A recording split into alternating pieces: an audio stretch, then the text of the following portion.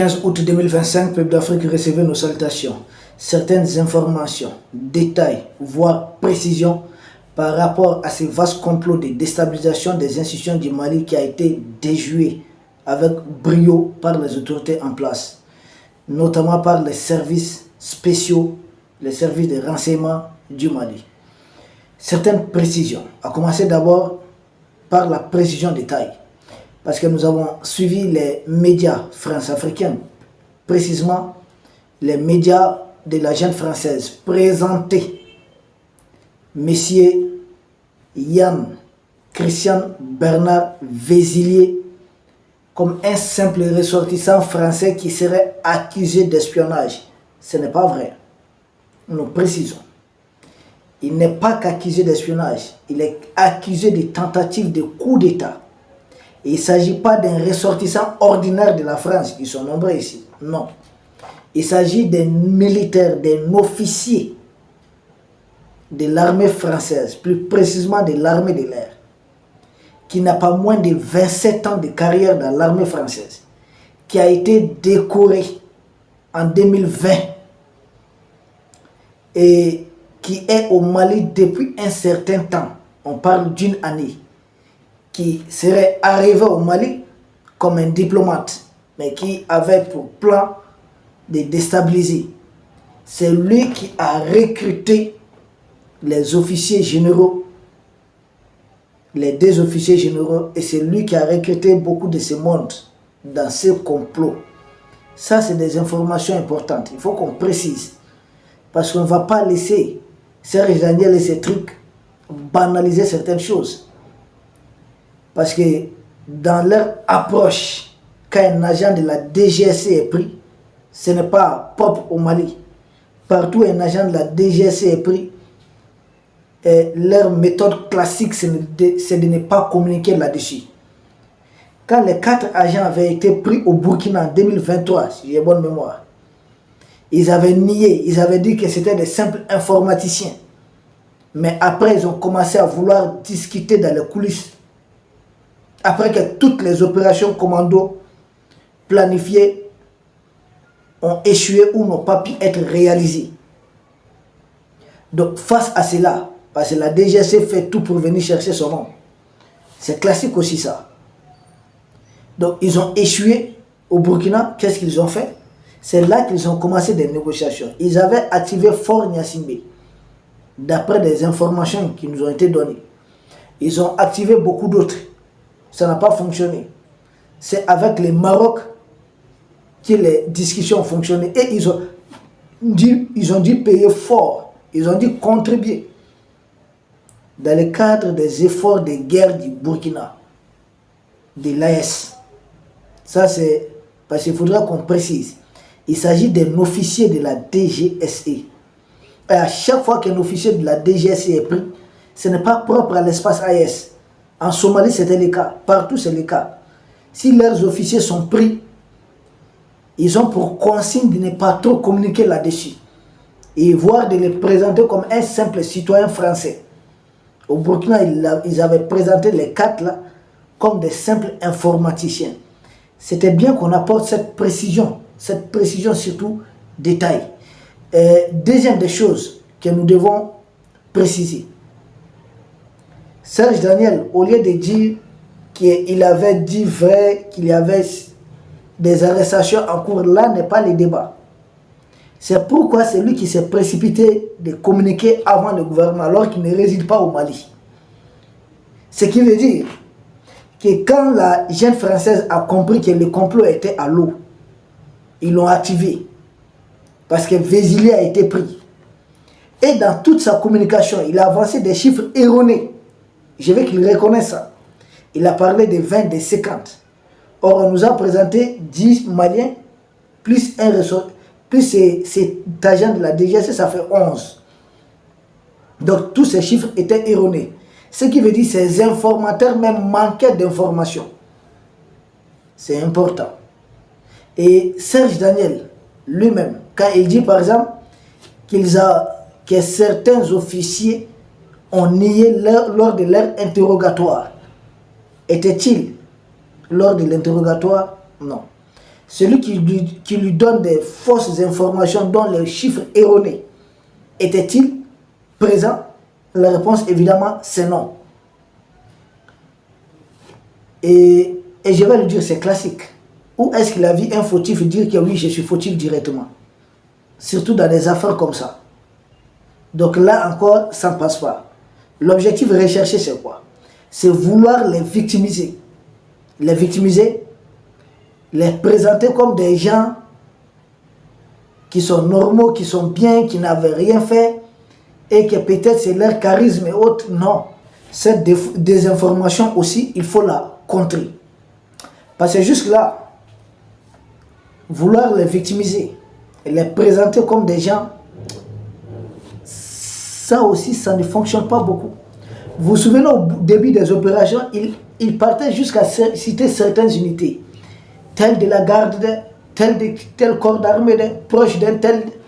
Tout ça, c'était pour créer de la frustration, créer de la zizanie. Donc, essayer, faire peur à tous les officiers, comme si des arrestations se faisaient en tue-tête. Donc, espérer, soulever, orchestrer quelque chose.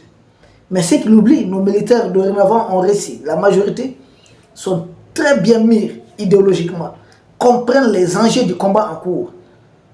Personne n'a suivi leur propagande. Lui, tous les pseudo-blogueurs, ils étaient tous là-dessus, des arrestations et autres. Mais jusque-là, j'ai posé une seule question. Pourquoi Serge Daniel n'a jamais dit qu'un officier de la DGSE a été pris? Pourquoi il n'a jamais donné cette information? C'est la question que nous posons. Pourquoi il n'a jamais donné cette information? Il faisait croire que c'était un truc contre certaines unités de l'armée malienne. C'est là, avec la liste qu'on a vue, il citait colonel de la garde. C'est là qu'on a vu, il y a même des bérets verts, des officiers bérets verts qui ont été pris. Des officiers de la garde, des officiers d'autres corps, l'armée de l'air. Tous les segments ont été touchés. Donc ce n'est pas spécifique. Ce n'est pas une unité spécifique de l'armée qui a été ciblée. Et là aussi, cette précision, elle est de taille, elle a son importance. Nous continuons toujours. Et Serge Daniel, ce qu'il n'a pas dit, ce qu'il n'a pas du tout dit, ce que les fameux messieurs Vézilier étaient arrivés au Mali, d'après les informations dont nous disposons, comme un diplomate. Il serait venu au Mali comme diplomate. Ça, c'est l'information que nous avons. Des diplomates. Or, quand vous regardez même ceux qui ont été arrêtés au Burkina, ils étaient arrivés dans ces mêmes couloirs, comme des informaticiens de l'ambassade. C'est comme ça, un agent de la DGSE ne vient pas, je suis un agent de la DGSE. Non, il vient toujours sous couverture. Certaines informations pour certains de nos frères africains, je ne sais pas. S'ils ne comprennent pas, c'est à nous d'expliquer peut-être.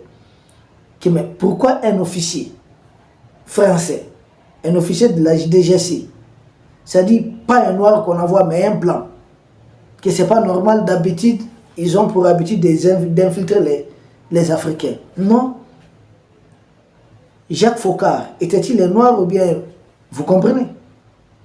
Les agents de la DGSE arrivent bel et bien, comme ça, comme tel.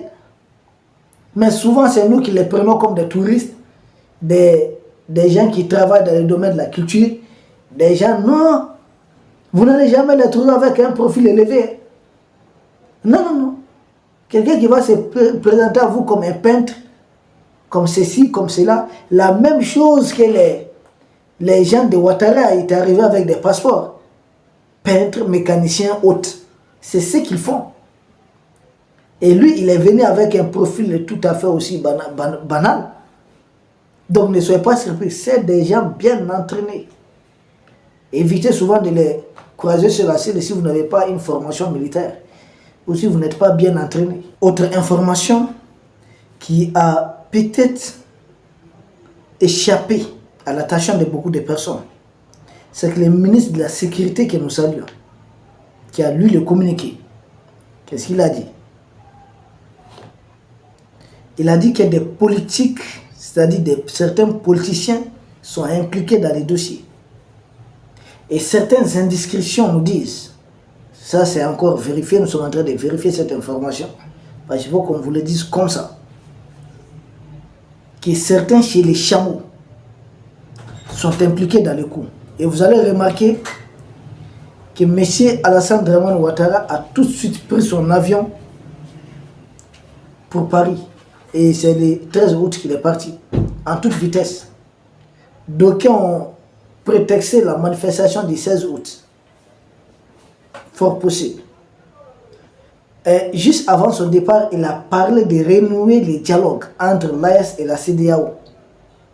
Une façon de se dédouaner de ce qui est en cours. Mais en disant que certains politiciens sont impliqués. N'oubliez pas que beaucoup de politiciens qui ont fui le Mali, quand on dit fuir le Mali, certains qui savent qu'ils ont fait des détournements, qui sont mouillés dans des sales affaires, avant de les prendre, ils ont tout de suite fui, passé par Abidjan. D'aucuns même s'étaient autoproclamés là-bas, chez Ouattara. Donc ils font la navette entre Abidjan et Paris. Ils vont à Abuja, mais rarement. Bissau, rarement. Dakar, oui, souvent. Mais les deux capitales les plus fréquentées par la majorité des traîtres de l'AES, c'est Abidjan et Paris. Alors, on vous dit que des politiciens, certains politiciens ont été impliqués. Lesquels? Qui sont-ils? Dans le communiqué, on n'a pas donné plus de détails. Oui.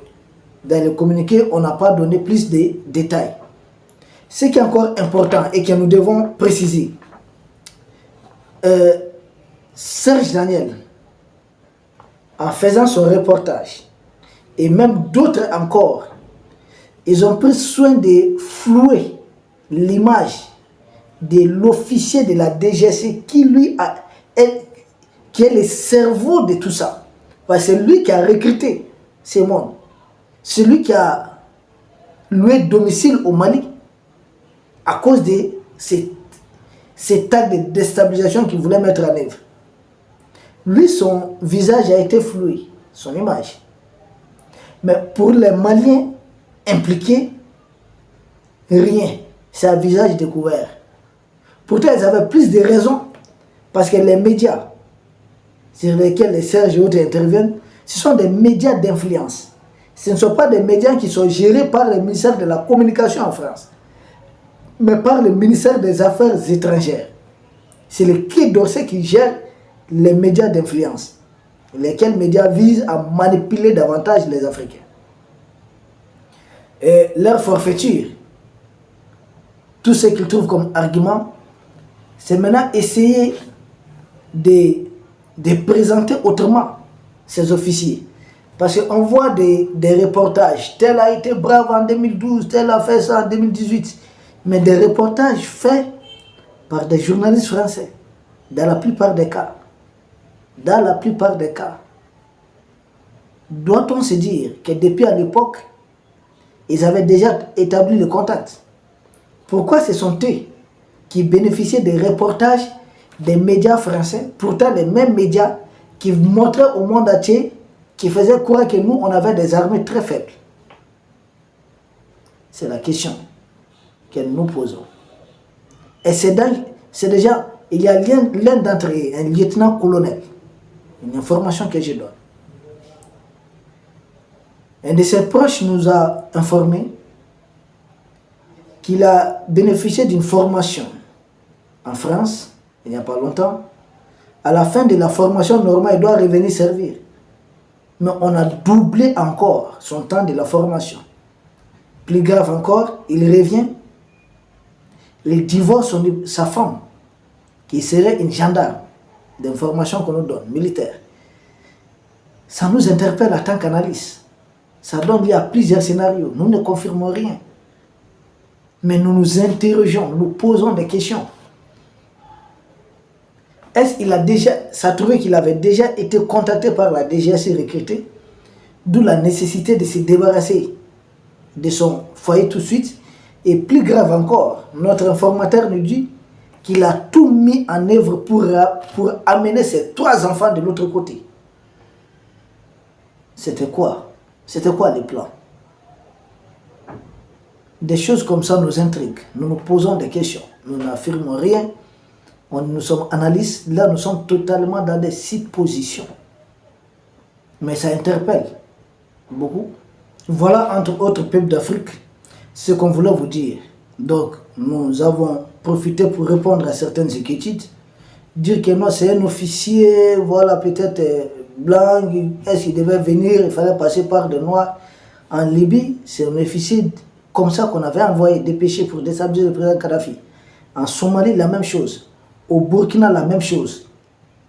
Ils ont plusieurs logiciels. Et la question aussi, que les officiers africains qui se laissent embarquer par la jeune française, la leçon qu'ils doivent tirer, regardez les visages des ressortissants, les cerveaux de tout ça. Cet officier de la DGC, ça a été floué. Mais en ce qui concerne le visage des Maliens impliqués, ça a été exhibé. Chacun doit tirer une leçon. Ces gens se moquent de nous. Tout ce qu'ils veulent, c'est leurs intérêts. Quel qu'en soit ce qu'on peut ressentir, comme on peut voir des choses, n'est jamais accepté de collaborer avec des agents de l'étranger pour déstabiliser son propre pays. Nous vous remercions. S'il y a d'autres détails, nous vous reviendrons avec. Merci beaucoup et surtout, portez-vous bien. Merci.